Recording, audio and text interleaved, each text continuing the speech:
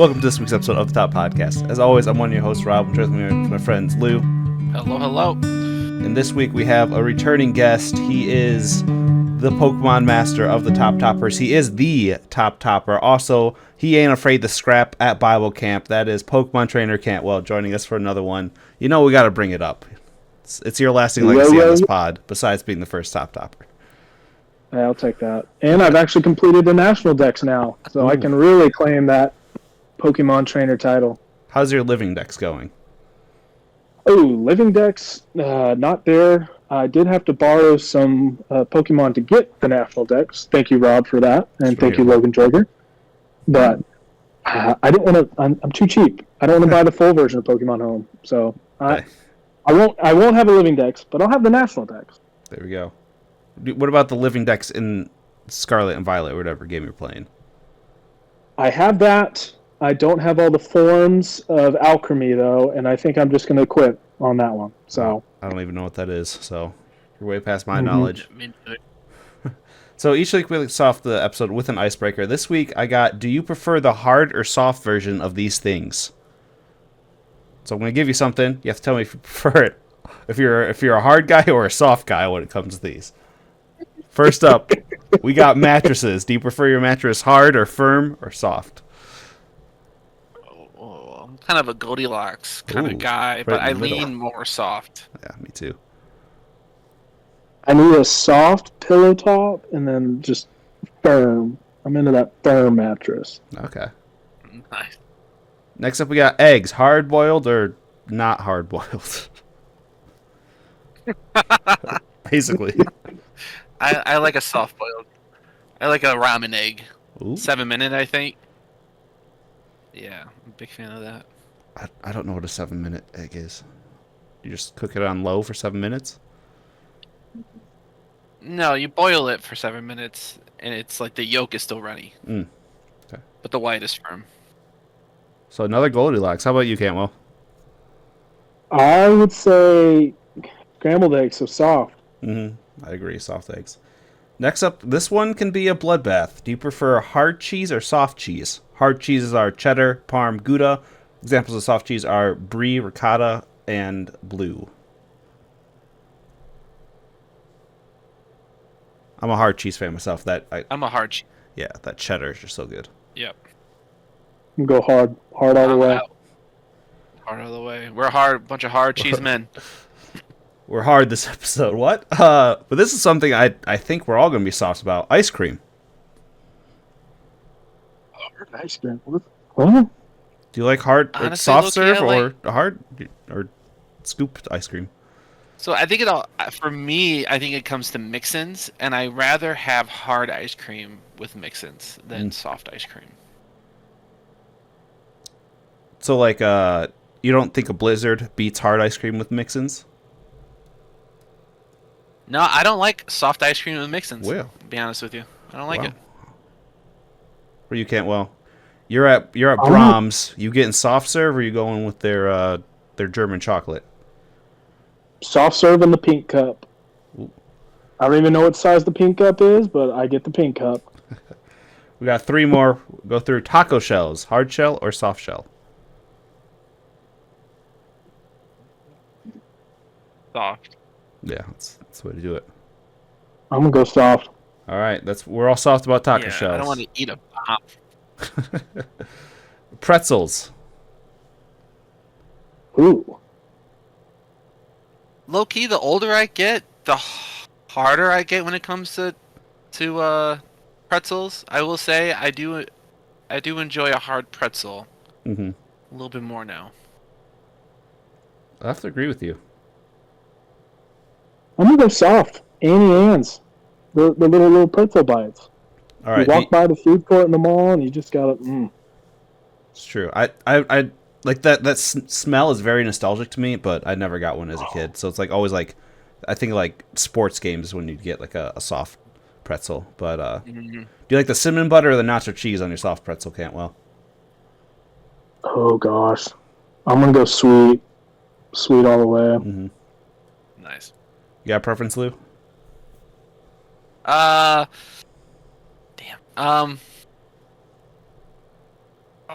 I'll go sweet too. Yeah. No, because I feel like no. I'll go nacho cheese. Nacho cheese. All right, last one. I have a feeling you guys aren't gonna like either of these. But do you like hard candy like Jolly Ranchers or soft candy like Laffy Taffies? Oh Which would you gosh, rather they have? both get stuck to your teeth. Yep. Ugh. Yeah. Oh man, For me, it has to be Laffy Taffies. I'm going. You get those crappy jokes with them too. that's I true. can't do a Laffy Taffy. Yeah, I'm gonna go taffy, Laffy Taffy, because I love that artificial banana flavor It's real, man. or whatever it is. Yeah, I can't agree with you on the banana one. So you go in Jolly Rancher, Lou? Yeah, I'm going Jolly All Rancher. right. You ever had an old Laffy Taffy and try to open it up? And like the It's wrapper so stuck to it. Ew, yeah, dude. As a kid, I was just like, I would give up and just throw the whole thing in my mouth. Oh, I mean, I feel like Jolly Rancher's the same. Like, you had or one that was in the sun or like warm a little bit. That's the same thing, super sticky. Yeah, but they melt better than a Laffy Taffy. Laffy Taffy, once you get that plastic stuck on it, it becomes the plastic. Game over, man. Game over. Game over, man. All right, so this week, Mike could not join us because I think he has the rot. He was spending too much time in the wild. That's gonna be a recycled joke here in a few weeks. But if you get it, you're our type of people because you're part of our book club, which you can join in the Discord below. But this week, I want to know what are three books you'd recommend. I know we talked about some of our favorite novels before, and I don't know if you still stick with that, Lou. What your 5 favorite novels you had? Mine, for the most part, it's the same, but they're different. But I want to just know 3 other books that you guys like, and I tried to go with new authors and new series. But if you picked some of the same, I won't razz you too much for that. First off, though, it's I guess it's considered nonfiction. I don't know. It's a book about Greek mythology, and that is Mythos: The Greeks Retold by Stephen Fry. It's a modern collection of Greek myths, stylish retold by legendary writer, actor, and comedian Stephen Fry.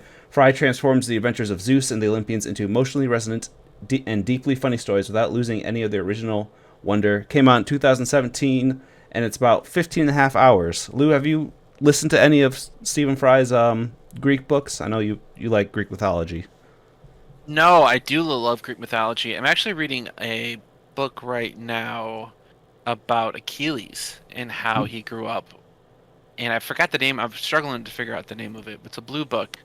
But I'm actually getting back into Greek mythology, so it's really cool. It's a really good book recommendation for me. Mm-hmm. Cantwell, what do you like Greek mythology? What's your mythology you like the most? I like Greek mythology mainly from that Disney Plus series. What is it? Percy Jackson. Oh, Percy Jackson. Percy Jackson. There you go. That's about all I have under my belt. So, and then Disney's movie Hercules. So, I would like to learn more. Mm-hmm. Funny story about Hercules with The Rock. With the does Dan DeVito, is The Rock in there? I know Dan DeVito's in there. No, The Rock came out with his own. Oh, did he? Movie. Yeah, back in the day. Oh, It's a dumb yeah. joke. So It's a dumb joke. my wife actually wasn't allowed to watch Hercules, not because of the Greek mythology, but because it wasn't faithful to the original Greek mythologies. He didn't kill his wife. No. Dad turns it off. Yeah, but I like it because they kind of put it in more of a first person perspective, so it's not just you're reading a Wikipedia page, which I know there's like the Norse mythology book. It's kind of more of a Wikipedia, but this one they try to add character into it, and they Zeus is or Kratos is kind of snapping back and is paints him as this edgy guy because he was so dark and evil and everything, and I just kind of it adds more flavor, and I think adds just more color to it, and would highly recommend it. It is 15 and a half hours on Audible. If you're Cantwell, it's going to be about 10 because he's a speed demon. Lou, what do you got for us for your number 3? All right, for number 3, I'm doing a pivot, and this just is because I just got a Bible study, but I'm gonna go Romans. 16. Oh, sweet. Yep.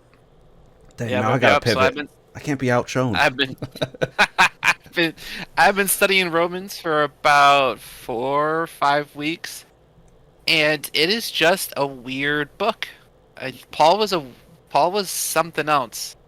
I want to read two different parts of Romans.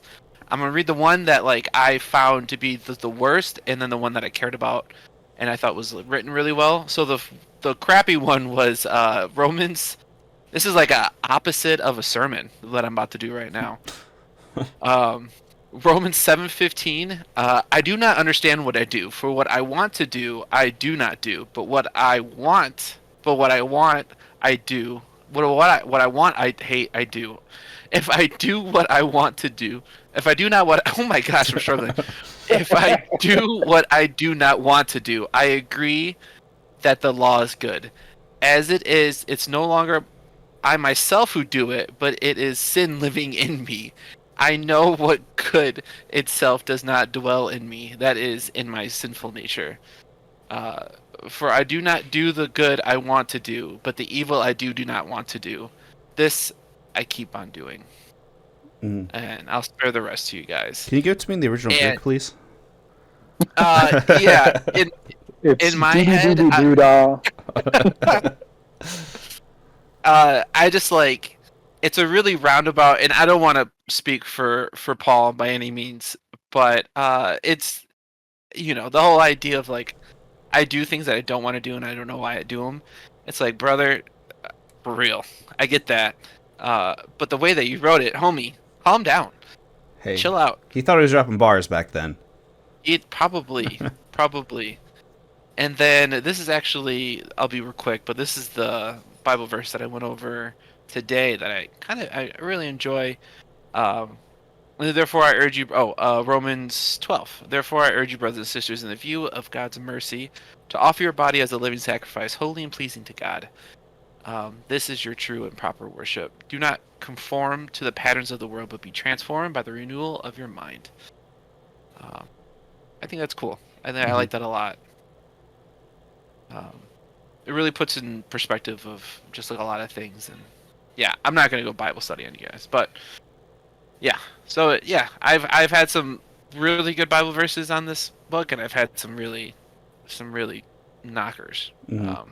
That's not the right word I want to say, but I went with it. Paul with his knockers, Yeah, Paul and his knockers. That's a thorn in the side right there. Go to our Redbubble for some stickers now.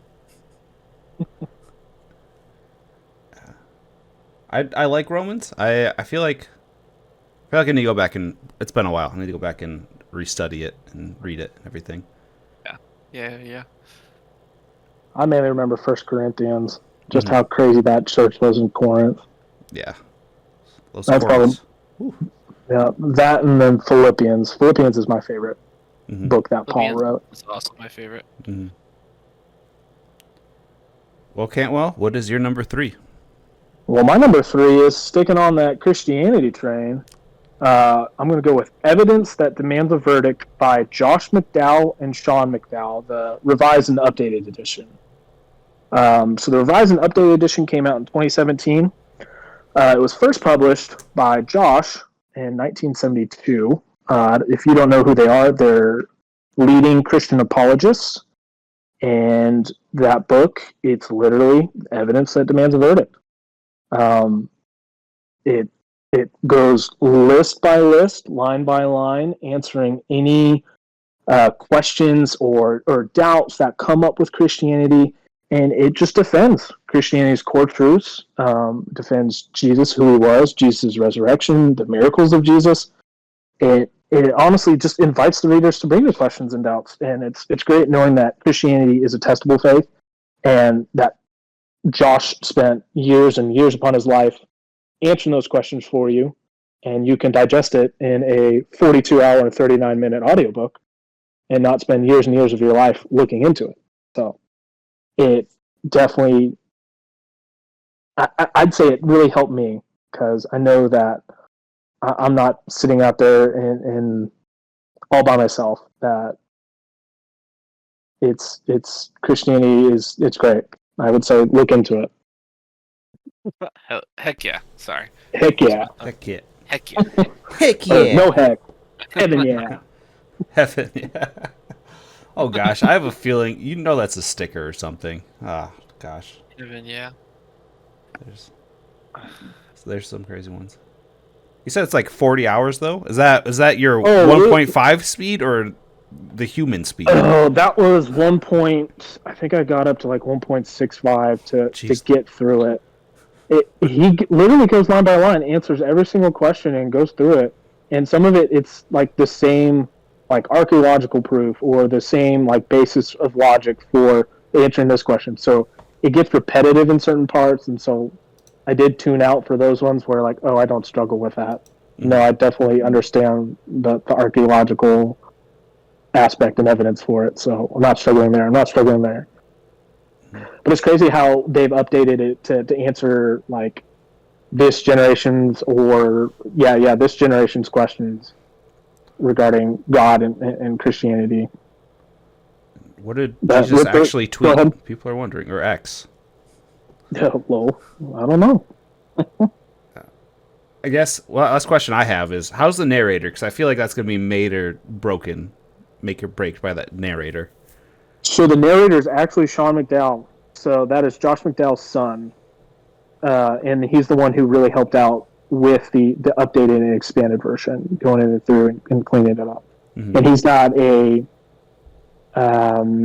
he has a weekly podcast that he puts out called Think Biblically. It's produced by Biola. Very good. So you can preview his voice through his podcast. It's high pitch, but it's not like an annoying high pitch, but it's worth it. Mm-hmm. Cool. And then if you don't want to sit there and spend 42 hours listening to it, he has a little small companion novel. It's just more a digestible format. It's only 2 hours. Rachel just listened to it in the car. It only took like 2 trips to her parents' house and back, and she finished it. It was really good. This is like the big points. Yeah, it hits the big points. Nice. More than a Carpenter. There you go. There we go. More than Carpenter. So if you want like the short little Spark Notes version, bada bing, bada boom. More than Carpenter. All right. Taking a very drastic turn from both you guys, I'll move on to my number 2. Came out in 2000. It's a historical. I'd call it just. It's not fiction. It's a historical nonfiction. It inspired me to write a short story and like kind of match up. Like it inspired me to kind of write more. So I felt like I want to get that out. I realized it's not gonna be for everyone, but they did end up making a movie about it. I think in the 2010s. It is In the Heart of the Sea: The Tragedy of the Whale Ship Essex by Scott Brick. And the blurb is, in 1820, the whale ship Essex was rammed and sunk by an angry sperm whale, leaving the desperate crew to adrift for more than 90 days in 3 tiny boats. Nathaniel Philbrick uses little-known documents and vivid details about the Nantucket whaling tradition to reveal the chilling facts of this infamous maritime disaster. If you don't know, the sinking of the whale ship Essex is what inspired Moby Dick and everything, so it has a big sense in just even the literary term.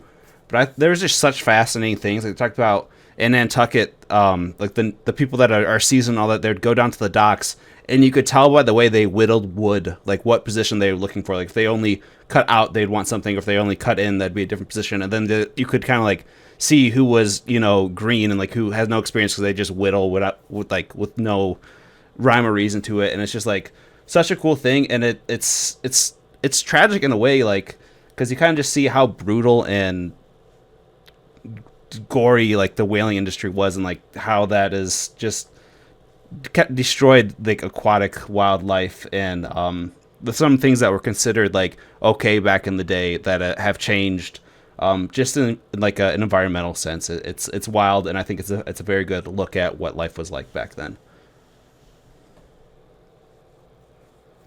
Have any of you guys seen the movie with Chris Hemsworth? No, but it's star-studded for sure. Mm-hmm. Yeah, directed by Ron Howard. Mm-hmm. I don't know. Do you guys have it pulled up? Do you know what the IMDb was or Rotten Tomatoes? It's not great. 42 on Rotten Tomatoes. Okay. IMDb 69. Nice. Did not profit at the box office, unfortunately. Yeah, I remember seeing trailers for it, but I feel like it came out and few people saw it. But there is a lot of also disgusting stuff. There's like, cannibalism and all that takes place with some of the crews. So just fair warning there. It does get into some pretty nasty topics, but I think it's really interesting. I'm like, man, what if I took like this story mixed it with like the Odyssey and made like a fantasy thing, and it's kind of, I just thought that was a fun exercise, like how I'd go about that. Nice. Very cool. Yep. Lou, what is your number 2? My number 2 is a quirky little book that got written back in 1979. Ooh. It is called The Hitchhiker's Guide to Galaxy.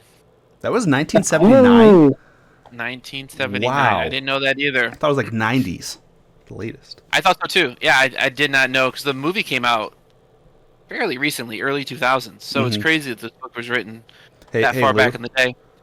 Lou, I got some bad news for you. The early 2000s was 20 years ago. oh god. Yeah. Yeah. Episode 3 is 20 years old now. Yeah. But go on, continue. No, it's okay. I had that existential dread. No, it's cool.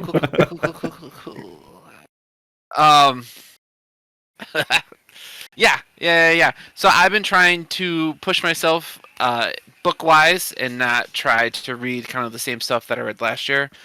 And I think on this podcast, I've openly talked about how much I hate British media in whole. It's true. And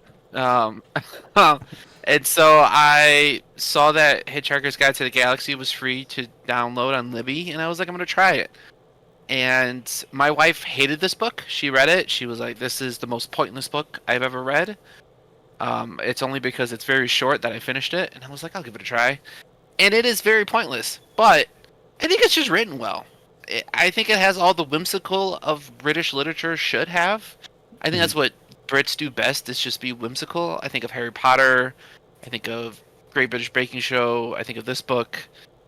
And I think about like countries that were just absolute dictators or just bad countries that did bad things. After like a couple years, they just do whimsical things. They make Harry Potter. Japan did Hello Kitty. I just think that's the direction that countries go if they do really heinous When's stuff. Germany's turn? Oh, I'm sorry. Is that too soon? Honestly, Germany, I was just thinking about that. Germany, they're quirky bunch of people. They're inventions. I feel like they do theirs with inventions. And The everything. Volkswagen Beetle. There I mean, there it hey, is. Hitler to the Volkswagen Beetle, that's a couple skips. Hop skips away from mass murder. This episode has just been banned in Germany. So. Yeah, they don't listen. But yeah, it's the Earth gets destroyed, and the main character just has to figure himself out. And I really don't know what's going on, but I listen to the audiobook, and I clean and I vibe with it. So that's me. 42. Oh, there it is. I was about to say it. Have you read it, Cantwell? I've just seen the movie. Very different. Like it's Very different, I imagine. The beginning is the same. The dolphin musical number was great.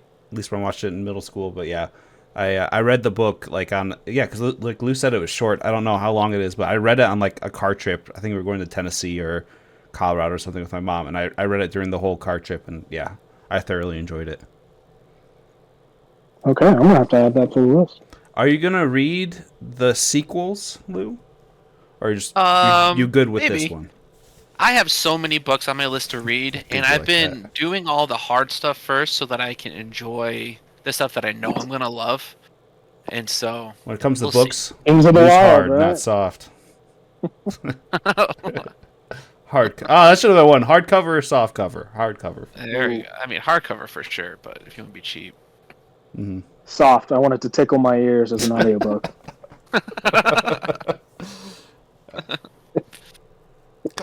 Yeah, I still can't believe it came out in the 70s. But... Cantwell, what's your number 2? All right, my number 2 is actually a novella. Novella. Okay. It is Rita Hayworth and Shawshank Redemption by Stephen King. Mm-hmm. So that was first published within the collection of short stories called Different Seasons in 1982. The audiobook is only 3 hours and 59 minutes. It's a fictional realism / prison escape story. So with it, it's the basis for the movie Shawshank Redemption, which everybody knows and loves. One of the best movies, films that I can not think of. Becker's favorite movie. It's a great movie. So it's told from the vantage point of Morgan Freeman, Red, Red, an Irishman. In the book, it's an actual Irishman. It's not Morgan Freeman. About the life of Andy Dufresne and his story and eventual escape from the Shawshank State Penitentiary in Maine.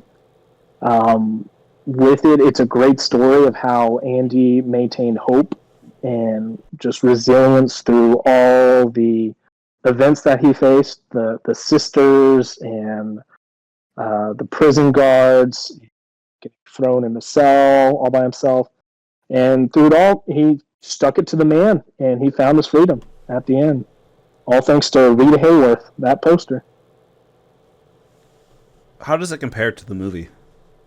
Just like a shortened side about? It's just as good as the movie. There are twists that the movie took that made for a better cinematic, what would I say, cinematic ending to some of the story plots. Mm-hmm. The movie's been out for a while, so I feel comfortable with... Spoiler for Shawshank. Spoiler for Shawshank. So in the movie, you know how Andy exposes the hiding the money that the prison warden is doing and all that stuff, and the prison warden kills himself? Mm-hmm. Yeah. I like that story and how that story is resolved. In the book, that doesn't take place. The warden just moves on, and they get a new warden. So it's like, oh, okay. There's nothing with that. But is Red released in the short story as well? Yes, Red is released as well. Is the beer scene still there? The which one? The beer scene, where the yes, on top of the roof after tarring. Yes, the beer scene is there. Yeah, cool. Yep. Cool. And then teaching the school to one of the prisoners, helping them get their GEDs and such. You see that as well in the book. Mm-hmm. I don't recommend the full collection of short stories. I just mainly recommend this novella, because there's a strange, it's weird story in different seasons called The Apt Pupil, and that book is twisted and just dark. I don't recommend that at all. What is it called? But also, The Apt Pupil, that one is... that story is scary. So a kid finds that one of his neighbors is actually an escaped Nazi prison guard, and so he blackmails him, and they both just end up blackmailing each other to crazy depths. Ugh. That's Michael's favorite Stephen King. No, I don't know. I don't know. Just tarnish his name when he's not on the podcast. Exactly. I just have to assume that's what you guys do when I'm not on the podcast. So, I gotta dish it out just in case. No. So, granted, I've only read one of Stephen King's books, and it's not considered the best. But how does it compare to his other writing? Because I didn't really like his kind of the style he wrote in for the first Dark Tower book, which again I've heard is especially not the one to start off for Stephen King. But that's what I did. How's it compared to that? It's completely different. Okay. You honestly wouldn't expect this to be a Stephen King novel, other than it's set in Maine, which almost all his novels are. So that's a big giveaway. But it doesn't read. There's not like this sick, dark presence in it, other than Andy Dufresne's just been wrongly convicted. Mm-hmm. You could honestly, he could slap a different name on the front of the book, and you wouldn't even know it was Stephen King. Mm-hmm. Lou, what's your favorite King book? My favorite King book? I've only read 2 King books. Okay. And they're like one of the recent ones because I'm quirky and different. There you go. Yeah, I honestly, it got a lot of hate, but I really liked Fairy Tale. Mm-hmm. It's a good book. I thought so. I had a good time with it. There are some slow parts of it, but the relationship that he created with the dog and the owner. No, not the old man. Just the Yeah, I dog. mean, And the sequel. no, that's what I meant. The other person is what I meant. The old man. Yeah, I liked it. Yeah, There you go. Well, there's one for free for you guys. An honorable mention for you. there you go. Number ones. Number ones. Make sure I don't skip anyone. So my number one came out in 2023. I know some of our toppers really love this guy. I think this is definitely a top 3 for my favorite books by him, if not my top one. I think he does the best on a pitch count, which is a hot take for him. But it is Yumi and the Nightmare Painter by Brandon Sanderson. It's one of his secret projects, so it is a standalone novel, although it does fit in his wider Cosmere things. There are some light spoilers if you're going to go ahead and read all the Stormlight, but for the most part, you can read this and just be fine with it. It is Yumi has spent her entire life in strict obedience, granting her the power to summon the spirits that bestow vital aid upon her society, but she longs for even a single day as a normal person. Painter patrols the dark streets, dreaming of being a hero, a goal that has led to nothing but heartache and isolation, leaving him always on the outside looking in. In their own ways, both of them face the world alone. Suddenly flung together, Yumi and the painter must strive to right the wrongs in both their lives, reconciling their past and present while maintaining the precarious balance of each of their worlds. If they cannot unravel the mystery of what brought them together before it's too late, they risk forever losing not only the bond growing between them, but the very worlds they have always struggled to protect. So Sanderson came out and basically said the inspiration for this was the animated movie Your Name. I don't know, Lou, have you seen it? I see parts of it. I haven't finished it. Yeah, it's a good movie. He's like, it's basically that and then like Final Fantasy X and Freaky Friday just like slapped together. Right? I guess Freaky Friday is part of Your Name too. Just kind of slapped together and intermixed into one book. I think it's fun. It's very quirky. It's meant to be. Jacob Andrews' brother started reading it and he's like, yeah, this guy's kind of cringe painter. And it's like, no, he's going for that. That's part of it. And it's just very charming. It's only 14 hours and 40 minutes roughly, so it's not terrible, especially if you read it. I think I read it on like 1.2 speed, so you can definitely speed that up with the narrator. But it's just a fun, lighthearted, as Lou would say, quirky, as I think I've said like 3 times now, quirky standalone novel that I think is one of his best works. Yeah, that's on the list to read this year or to listen to. That one in Tress of the Emerald Sea. That's him too, right? Yeah, that is another one of the secret projects. Yeah. Found it on Kickstarter. It was one of the biggest Kickstarters ever made. Was those projects. Have you read any Sanderson, Cantwell? I don't believe I have. I'm gonna try to look at some of his novels here. Mm-hmm. Yeah, It's a thick boy. Yeah, he has basically my whole last year was just reading him. So, and I am a little bit burnt out on Sanderson just because a whole year of reading the same author is a lot. But definitely, like if you want standalones, there's a lot of his secret projects are good, and for the most part, you can read like his non-Mistborn or Stormlight books and kind of get what he's about without dedicating 60 hours to your life, which is just one Stormlight book. But hey. What's the classic saying on the Stormlight series? I can't remember. The what? What's the classic saying on the Stormlight series? What is may the light follow you or something like that? Light follow you. No, there's not like a classic saying in the Stormlight series. I mean, there's like Journey Before Destination. That when I hear light, I think of Wheel of Time, but he also wrote the last 3 books. It could be there, and my brain's kind of fried. No, it's okay. It's okay. I thought you read Tress, Lou, or was I thinking someone else? Christian read it. Okay. My wife read it. Yeah, but I have to read it. Read any of Sanderson's books then? Me? Yeah, you started Way of Kings, right? I started Way of the Kings. I got like 10, 12 hours on it. Mm-hmm. I'm gonna read it again. I talked to one of my friends, and who isn't like a really big book guy, but he did finish Way of the Kings, and he's like, "Yeah, I didn't really know what happened. I didn't really know what was happening until like the last part of the book, and then things made sense to me." Yeah. It's like, okay, I'll try it again. Mm-hmm. Yeah, it's a lot of you're just like thrown in there, and you kind of have to puzzle it out. But yeah. Arn, go ahead and let us know what phrase I'm missing down below. Lou, what is your number one? My number one recently just came out, but I don't feel like a lot of people knew it came out.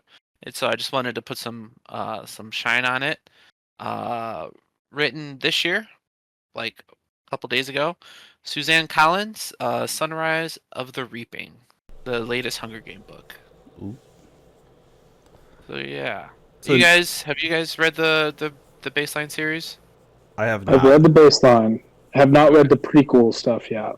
Okay. And so I have a lot of love for the prequels. I think I've shone a lot of light on the last movie. I think I talked about it in the podcast like 4 or 5 times. So I won't talk more about it.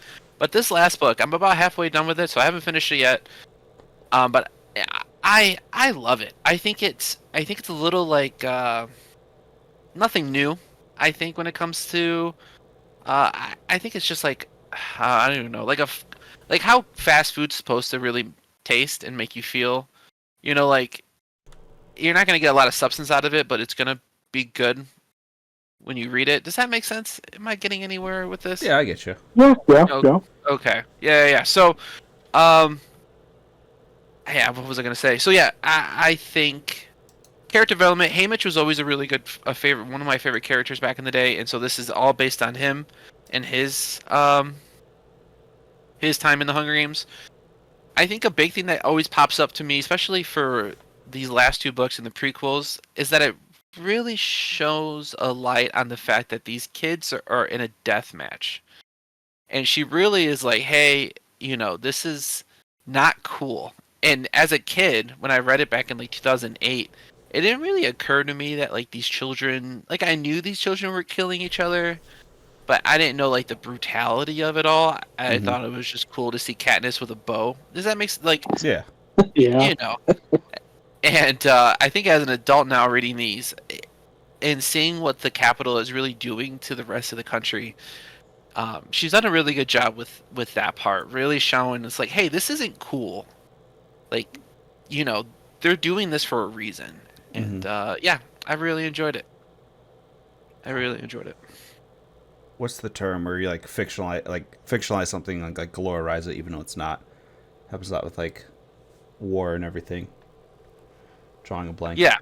Yeah. But yeah, pretty much exactly that Like though. it, Yeah. she helps you become disillusioned with it. Is like. That's what, is So you would get you paid That's the word. would you say that's like one of her best traits? Like I've actually never read one of Susan Collins' books, so is that one of her best traits? And a lot of people also like the character. So how do you pitch her as an author to me? Like, who's never read one of her books. I have to read after this. There's a good chance that I might read the first 3 again, just to go back. I think she does a really good job with. I don't know if this is going to answer your question, but I think she does a really good job with relationship character development and how certain relationships are connected to each other. Like Haymitch gets put into the rink, right, and he gets pulled away from his family, but she does a really good job with saying like, just because Haymitch is going to potentially die, but his absence is going to affect his mom. Like, and she writes about like how he's not going to get water for her to be able to do her job. So there's a good chance that she'll lose his job. Just like the responsibility of characters' actions, because sometimes it feels like in movies and TV shows, characters will act any way that they want to, and there'll be no effect on the characters around them. But every action has a consequence, and I really enjoy that quite a bit. Haymitch is Woody Harrelson, right? Yes. Yes. Okay. Cool. She's got great pacing as well throughout the novels. All right. Except the ending with Peeta and Gale. Yeah. Even as a kid, I was like, "This is weird." Yeah. I Like, feel don't know him about inside this. me. What? What? Hold up. Pause. What? Yeah. I didn't think I'd have to use It's this so because crazy Mike 'cause isn't here. You know I'm a She's been degenerate. married since like '91, so hopefully it's a happy marriage. But I don't know. There you go.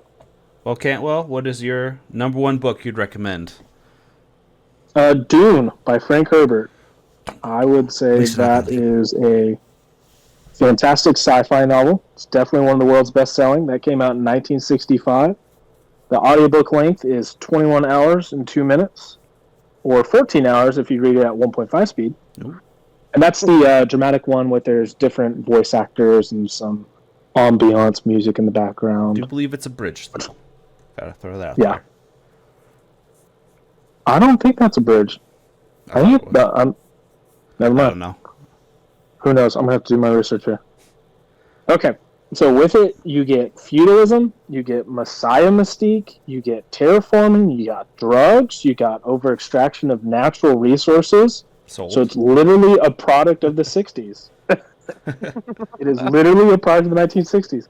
And I was just reading about it that Frank Herbert was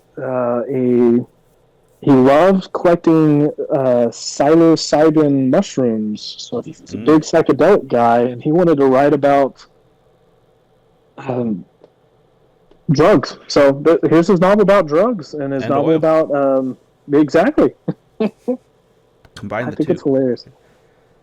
Yeah. My favorite thing about the book is just it's one of the best religious systems like made up that I've seen created in a book, and how the Bene Gesserit and their Missionaria Protectiva has like far-lasting reaches throughout the nation. So when Jessica and the Atreides family lands on the planet Dune, that she's able to recognize, oh wait, somebody's been here, somebody's planted it within the Fremen. And so then now Paul can play into that Messiah mystique. And then you got all the tension. You got the tension between the houses of trying to kill the Atreides family just because he's getting too strong, and That the dinner Padishah scene. Emperor doesn't. Yeah, I love that he dinner scene. It's doesn't so like like it. political stuff in books. Like the political Oh, nuance. it's so good. So good. Mm-hmm. I love how they treat the smugglers because they realize, well, we're probably going to need them later. So we got to treat them well and turn a blind eye to that. And then you got the tension between the local Fremen. How many Fremen are actually there? Nobody knows. And And where's then you got the Zendaya? tension of... Oh, exactly. Where's Zendaya? And then tension with Paul of playing into the Messiah mystique, or wait, am I actually the Messiah? What does this hold? Do I start this jihad? Do I not start this jihad? Oh, it's crazy. And if you thought the movie was weird, Kwisatz if you thought part 2 yeah. was weird, it's even weirder in the books. Oh, yeah. Yep. So, is he actual Kwisatz Haderach? Is he the Lisan al-Gaib? Is that how you say it? The Crusade Sadarat? That's what they say in the audiobook. Okay. Kwisatz Haderach. I can't begin to spell it. Mm-hmm. I think it's hilarious. Going from audiobooks to looking at the pages, you're like, is that how that's spelled? It's okay. I read them physically, and I could not tell you how to spell any of that stuff. So, yeah. would you say Dune is your favorite out of? You've read most of them. All of them. All of them. The main Frank Herbert series. I haven't read all the where his son went off and did the House of Atreides. Yeah, those stuff. But I've read all of them. And Dune's your favorite, you'd say? Yep, Dune's the favorite, and then it just all free falls. Where would Stop you say? after Children of Dune. There you go. You didn't like God Emperor? Read it if you want to just hear how weird it is, and see the weird illustration on the front cover. Yeah, I liked 2 and 4 are probably my favorite. So that's weird for God Emperor, but yeah. Stop after that because it just gets weird. That's what I've heard. Lou, have you seen the movies, right? Have you seen? No, I've never seen the movies. You're missing out. Yeah, that's on the list of things. The book's better. It is, but I think, especially if you're you really like movies, I think Villeneuve just made a masterpiece. It was like it felt like a very artistic, piece of art. Obviously, it's but I really enjoyed it. I'm interested to see where some of the deviations near the end, how they affect Dune Part 3, but we'll see. Mm-hmm. Yeah. You guys have any quick honorable mentions? Yeah, I would say 11/22/63, another Stephen King novel. It's a time travel novel where an individual is faced with going back in time and seeing if he could save JFK. Because if you save JFK, the world should be better. And seeing how that plays out. Mm-hmm. And it actually just turns into a love story. And I was like, whoa. Him and JFK fall in love. Story. No one saw that. Close. Oh, whoa.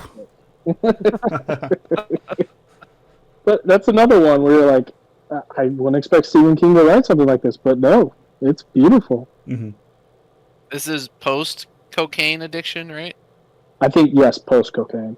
I think he tried to write it, and then there wasn't enough like research and details going on with it, and then he picked it up later and was like, okay, so there's all this background information where he can make it seem conceivable because you have all the theories. Was it a lone gunman? Did he act alone? Was there somebody on the grassy knoll? Which, if you don't know, the president has declassified most of the information for JFK. So Wendigoon does a great 2-hour video of what was declassified. Very interesting stuff, but I'll let you guys go. Make your own decisions there. What's hilarious, I've driven by the book depository. And I didn't realize it. So we were visiting the Dallas Museum of Art, and then we're just trying to find our way back to the highway. And so we're just driving, and I look up and I was like, oh, that building looks so familiar. Why is the window open? Why is the window open? And then I look up and I said, why are there X marks on the ground? I say, isn't there an X? Yeah. Doing there? Yeah. I was like, oh no. Yeah, one of my history teachers in high school was obsessed with it, so we watched a lot of documentaries about possible conspiracies and everything. Yeah. What is the declassified stuff? Is it really just say it was a lone gunman? It's like it's still like there was probably something else, but it's still, not completely known, but yeah. What about you, Lou? You got any I got one that I really want to read that I haven't read yet, like what do you call it? Like the most anticipated book in my list of books to read. What do you got for us? Called The Name of the Wind. It's a very popular book. Mm-hmm. Mike will Mike really loves it. I think this is one of his favorite books. Really? Yeah, Mm-hmm. I'm really interested. I got it hardcover. I have been biting at the... What do you bite at when you're excited to see something? Biting at the teeth? The bit? Cool. Biting at the bit? Chomping at the bit. Chomping at the bit. There we go. It's like, it's not biting at the tit. It's gotta be... Sorry, it's super late for podcasting. You're good. That one's a long one. I think it's like 30 plus hours. Audiobook. It's a good one. I did have a Christian one. I was a good Christian boy, but The Unseen Realm by Dr. Michael S. Heiser. It is very interesting, going on what would all the spiritual stuff in the Bible look like for antiquity Jews and Old Testament Jews. Like how was that, and and how would they have translated what was being said, and how it differs from ours. And I just think it's a very interesting point. I don't know if the truth behind all of them. I mean, there's only so much we can do with what information we have, but it's very interesting read. And lastly, I finished this book yesterday, Children of Huron by my boy Tolkien. I got to get him in there, even though Lou knocks on him. But if you like tragedies up there with a Shakespearean one or Greek mythology, it's a fantastic book. It's very dark, but it is great, and it's written pretty differently than the other Lord of the Rings and the Hobbit thing. So go check it out. It's fantastic. But other than that, Cantwell, thank you so much for joining us, especially kind of more last minute. Do you have anything you want to shout out? Books, people, projects, Golden Hurricanes? I don't know. No, true that. Yeah. Goldie. We've done well in the transfer portal. Yep. Shout out to my wife, and shout out to baby coming soon, May 30th. Ooh. Please give us name ideas in the comments. Oh. Because we still have no idea. It's a boy. Megatron. It's a boy, so. Topper Tom. Call him Meg for short. Topper Tom. First name Topper, middle name Tom. Rusty. Or hyphenate. Ooh, Rusty. I like Rusty.